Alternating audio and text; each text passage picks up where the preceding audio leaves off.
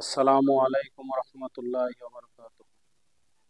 সম্মানিত সুধী এবং আমার ছাত্রছাত্রীবৃন্দ, ইতিপূর্বে আমি একটি ভিডিওতে অর্থ অনুযায়ী সেন্টেন্স 5 প্রকার সেটি আলোচনা করেছি।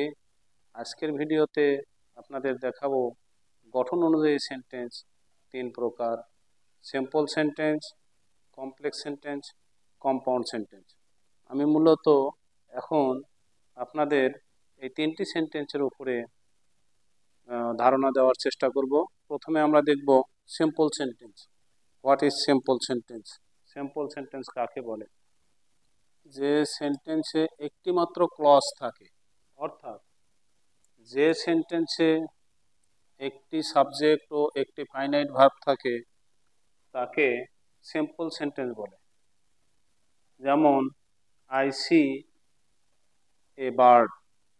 এই বাক্যের আই হচ্ছে সাবজেক্ট আর সি আমার এখানে ফাইনাইট ভার্ব। একটি ফাইনাইট ভার্ব আছে। We go to school. আমরা একটু লক্ষ্য করব, in this sentence go finite verb, এখানেও একটি ফাইনাইট ভার্ব আছে। বয়েজ রান, এই সেন্টেন্সটিতেও রান একটি ফাইনাইট ভার্ব। গো আউট সেন্টেন্সের গো একটি finite verb. Swimming is a good exercise, is এখানে finite verb. You are a good boy, are এখানে ফাইনাইট ভার্ব। তাহলে মূলত সিম্পল সেন্টেন্সে ফাইনাইট ভার্ব থাকবে একটি। এই সিম্পল সেন্টেন্সের স্ট্রাকচার কেমন হতে পারে? নিচে আমরা এখানে 4টি স্ট্রাকচার লিখেছি। এই 4টি স্ট্রাকচারের যে কোনো একটি স্ট্রাকচারের সঙ্গে মিললে সেটি হবে সিম্পল সেন্টেন্স। এখানে আছে কি? Subject plus finite verb plus object. She কলস মি, এখানে সাবজেক্ট শি, ফাইনাইট ভার্ব কলস, মি হচ্ছে object. Subject, finite verb, object আমরা লক্ষ্য করছি। পরবর্তী স্ট্রাকচার বলছে সাবজেক্ট প্লাস ফাইনাইট ভার্ব। যদি শুধু সাবজেক্ট এবং ফাইনাইট ভার্ব থাকে সেটিও হতে পারে একটি সিম্পল সেন্টেন্স। সাবজেক্ট এখানে বার্ডস ফ্লাই। এই বাক্যের birds subject, fly finite verb.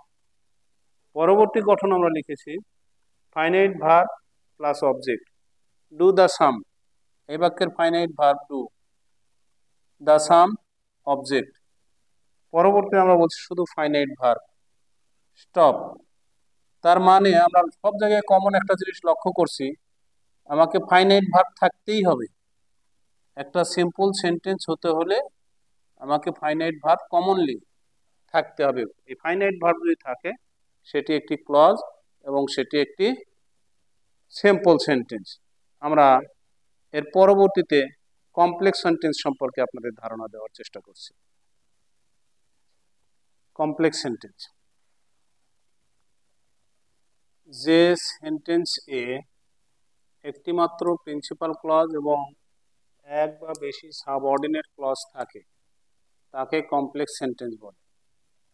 আমরা ক্লজ সম্পর্কে ভিন্ন একটি শ্রেণীতে পাঠে আমরা দেখানোর চেষ্টা করব ক্লজ জিনিসটা কি। কমপ্লেক্স সেন্টেন্সে থাকবে একটি প্রিন্সিপাল ক্লজ এবং এক বা তার বেশি সাবঅর্ডিনেট ক্লজ। যেমন he said that he was ইট, এটি একটি কমপ্লেক্স সেন্টেন্স। এখানে দুইটা ক্লজ আছে, একটা হি সেইড এটা প্রিন্সিপাল ক্লজ, আর একটা দ্যাট হি ওয়াজ ইট এটা সাবঅর্ডিনেট ক্লজ। অনুরূপভাবে I was absent because I was in, এই বাক্যের আই ওয়াজ অ্যাবসেন্ট এটা principal clause, because I was in এটা সাবঅর্ডিনেট ক্লজ। সম্মিলিতভাবে I was absent because I was in পুরাটি একটি complex sentence. অনুরূপভাবে if you come I shall go, এখানে principal ক্লজটি শেষে আছে, আই শ্যাল গো এইটা আমার প্রিন্সিপাল ক্লজ, আর প্রথমেই আছে যেটা ইফ ইউ কাম এটা সাবঅর্ডিনেট ক্লজ। পরবর্তী বাক্যের দো he is poor he is honest. এই বাক্যেরও প্রিন্সিপাল ক্লজটি আছে শেষে, আর সাবঅর্ডিনেট ক্লজটি আছে প্রথমে। তার মানে কমপ্লেক্স সেন্টেন্সের শুরুতে প্রিন্সিপাল ক্লজও থাকতে পারে, সাবঅর্ডিনেট ক্লজও থাকতে পারে, এটা কোনো সমস্যা নয়। What is done can not be undone, এখানেও subordinate clause what is done, can not be undone এটা প্রিন্সিপাল ক্লজ।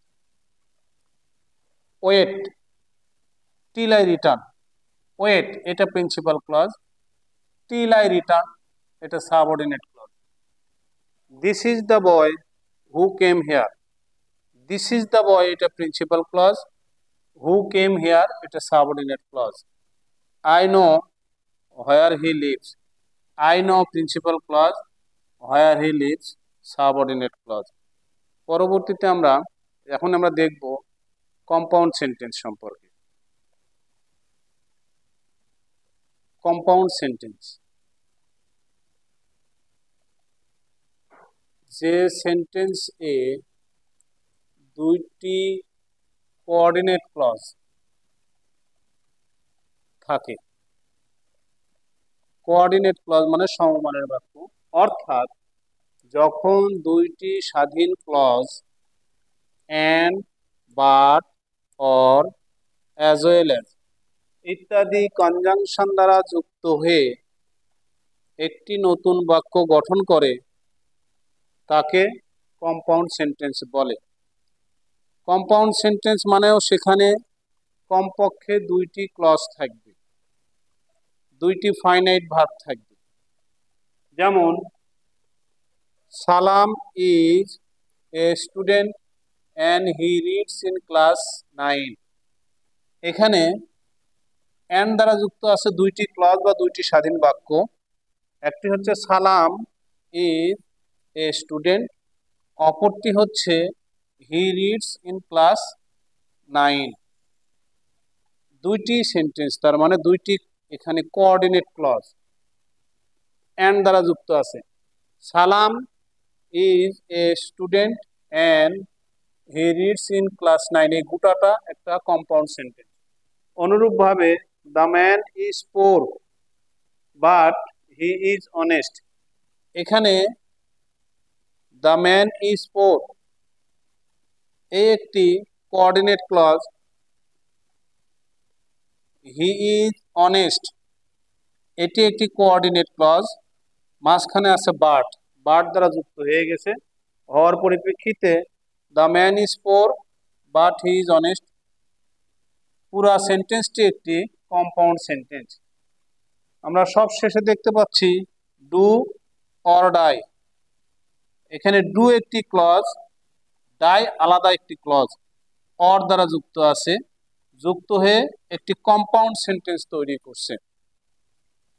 বন্ধুরা, আমরা পরবর্তীতে ক্লজের শ্রেণীবিভাগ এবং ক্লজের ধারণা দেওয়ার চেষ্টা করব, দেখার আমন্ত্রণ রইল। আজকের মতো এখানে শেষ করছি। আল্লাহ হাফেজ।